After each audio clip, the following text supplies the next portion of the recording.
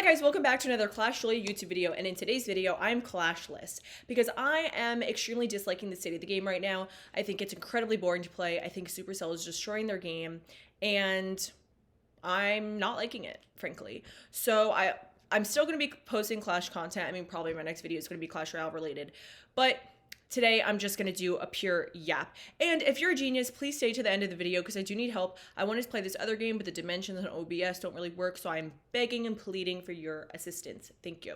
But today's video is going to be about rejection. Okay, I've gotten a lot of comments on probably most of my videos asking, can you make a video of how to deal with rejection? Well, firstly, I'll say that men are disproportionately rejected in comparison to the rate that women are in regards to relationships. And the reasoning for that is most likely because men are normally the ones asking women out, and so they're putting themselves in a position to be rejected more often than women are. However, every person on this earth at some point is going to be rejected in some regard. Their job, their school, by their family, by their friends, in a relationship, whether you're asking for someone's number, whether you're getting broken up with, whatever. Everyone's going to be rejected. And I think that one of the most difficult things to grapple with in regards to rejection is the fact that when you're rejected, you are coming up with a reason as to why you're rejected. And normally that stems from whatever your biggest insecurity is, you tend to just blame it on that. So if you ask someone for their number and they say no, you're like, okay, they think I'm ugly. They think I wouldn't be a good boyfriend. Maybe I don't have a good enough job. Maybe whatever. Whatever it is, you normally blame it on your insecurity. And you internalize that as the truth. So if someone's like, no, I'm not into you, and you think it's because, oh, they think that I'm ugly, then you internalize that as the truth, like, oh, I am ugly, or I wouldn't be a good boyfriend, or I don't have a good enough job, or whatever, which obviously is not true. And normally, you are not told the reason why you're rejected, which is why your mind starts to wander as to like, what could it be? But something that I've struggled with in the past was, and well, I still do, but it's like, I would never want to know what people would say about me behind my back, or like what people think about me when I'm not around. Like, just don't perceive me if I'm not there. Because if someone is perceiving me in a way that I don't perceive myself, I would take that perception of me and internalize it as the truth. And so I would have like an identity crisis when someone was like, oh, you're XYZ, or this is what you like to do, or whatever. I would be like, oh my God, that must be the truth. I don't know why I did that, and I think a lot of people do that, but I think that that's why the rejection hits so hard, because you're taking their perception of you as the truth and internalizing that as the truth, when in reality it's not. So this can cause overthinking, of course, because you don't know why you're rejected unless they tell you for some reason. And so it makes you overthink, what could you have done differently? Maybe if I changed XYZ, if only I put an exclamation point instead of a period, if only the sentence I texted her had a comma, then she'd be in love with me, and my punctuation was correct, she'd be in love with me. Unfortunately, that's entirely incorrect.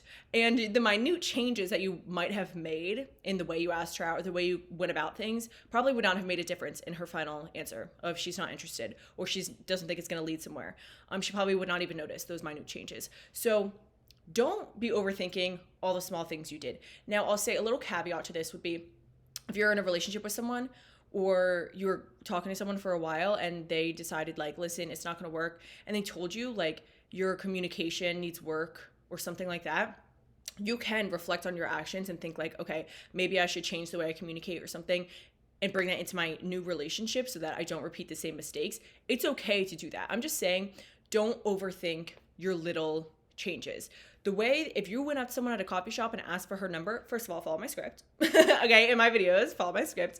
And secondly, if she rejects you, it is very, very, very unlikely that she's rejecting you because of the way that you phrase the sentence, okay? Unless you were going up to her and shaking her and saying, you better go out with me, you better go out with me, and she's yelling, saying, get the fuck away from me, you're creepy, I'm calling the police. In that case, you need to reevaluate and probably not be asking anyone out. But as long as you're not being creepy and aggressive, whatever, the way that you're going about it is not going to really make that much of a difference. Changing the way that your sentence is structured, changing, are you free this weekend, or do you want to go to dinner, or do you want to go play mini golf, whatever the activity is, probably not going to make that, that big of a difference. So don't be overthinking those little things. Now, This is the most important step that everyone hates to hear it. I hate to hear it. You need to create distance between you and them. If you had an emotional connection with them, if you were talking for a while and thought it was going to go into a relationship and it's not, or you were in a relationship and you got broken up with, you need to create distance. There needs to be no contact. This is the step that I was most godly awful at for many years of my life. And I literally would convince myself, like, no, you don't need to create distance. No, it's different. You don't need to create distance. And every single time I was proven wrong, because every time I finally was like, okay, I need to end this friendship, because, you know, it's easy to be like, oh, we'll just stay friends or whatever. And it's awful. Whether you're being rejected or whether you're the one doing the rejecting, there still needs to be distance, because it's hard for you either way, right?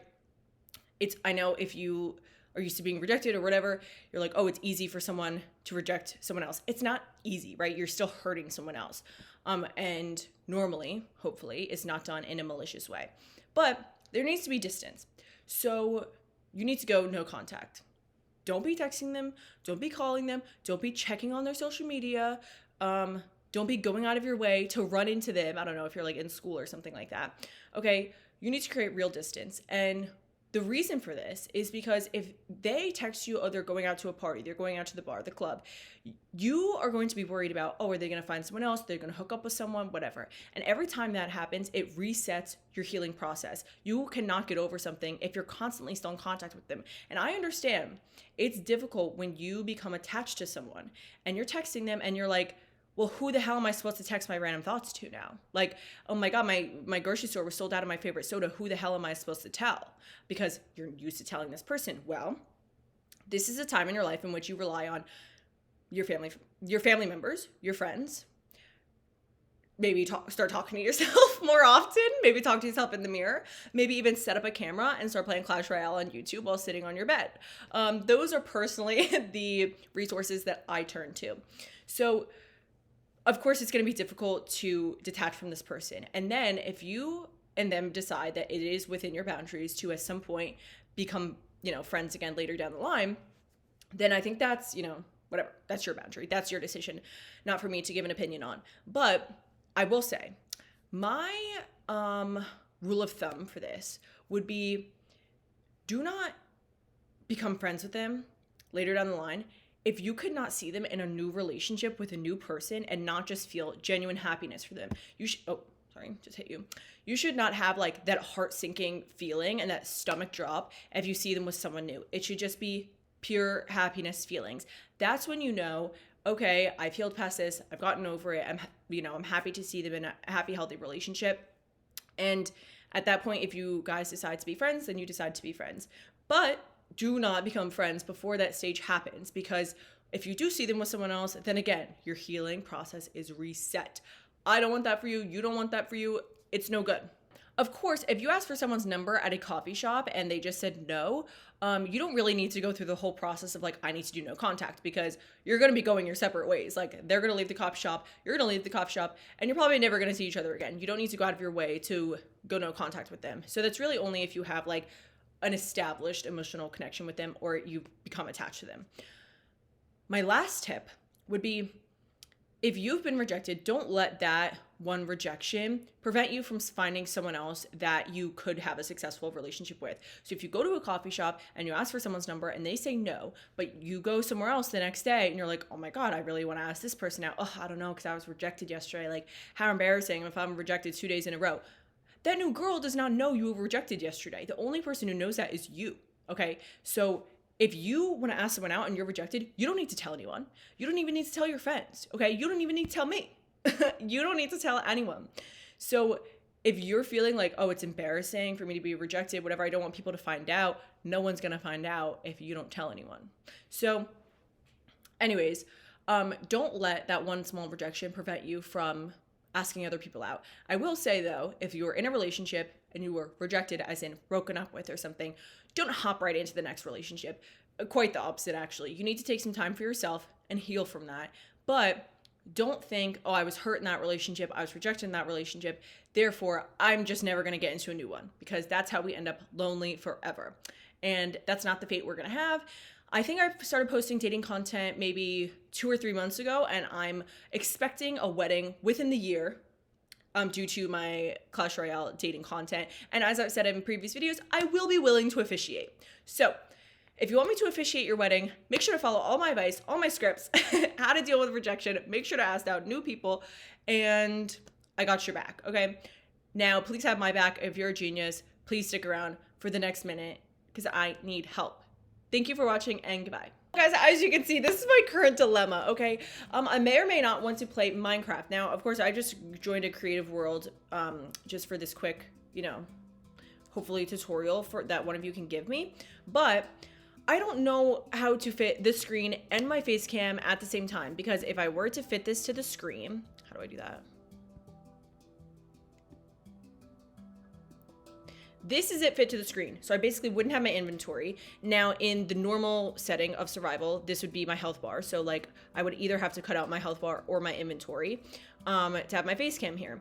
Otherwise, if I just have it like that, where like the iPad screen fits, then I just have this like random, you know, first of all, my face cam is still like there, but I could probably put it at the bottom or something. I just have this darkness like above me, this black screen. So I'm like, what the hell? I mean, I could do like, I don't know, something like that, but I still have, oh my gosh, even more darkness. So I don't really know if there's a way for me to fix this.